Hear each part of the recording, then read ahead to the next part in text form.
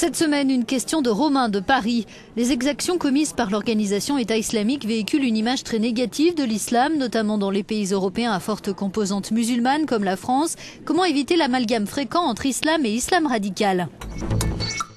Cet amalgame existe depuis bien longtemps maintenant. En Europe, on peut même dire qu'il a commencé avant le 11 septembre 2001, dans la mesure où, par exemple en France, dès qu'il y avait des actions du GIA en Algérie au moment de la répression des islamistes par l'État algérien, il y avait déjà cet amalgame entre les populations musulmanes en France et la réalité de l'islam radical dans certains pays musulmans. Cette association s'est renforcée avec le 11 septembre et je dirais que la question de l'État islamique ne fait qu'exacerber encore une situation qui est déjà là.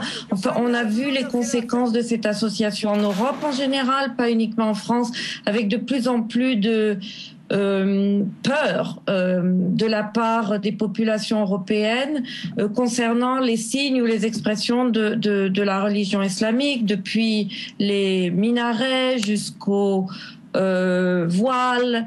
Il y a des discussions aussi sur le marché de la viande halal et la circoncision. Donc on voit bien qu'il y a de plus en plus de frayeur autour de l'expression de l'islam en tant que religion, parce que c'est associé d'une manière ou d'une autre aux excès et aux radicalisations dans le monde arabo-musulman.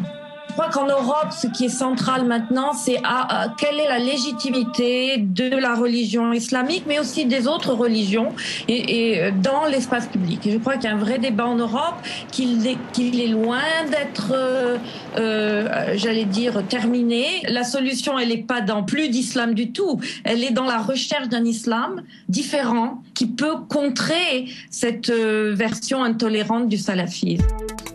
Si vous voulez poser une question, rendez-vous sur notre site ou sur nos pages des réseaux sociaux.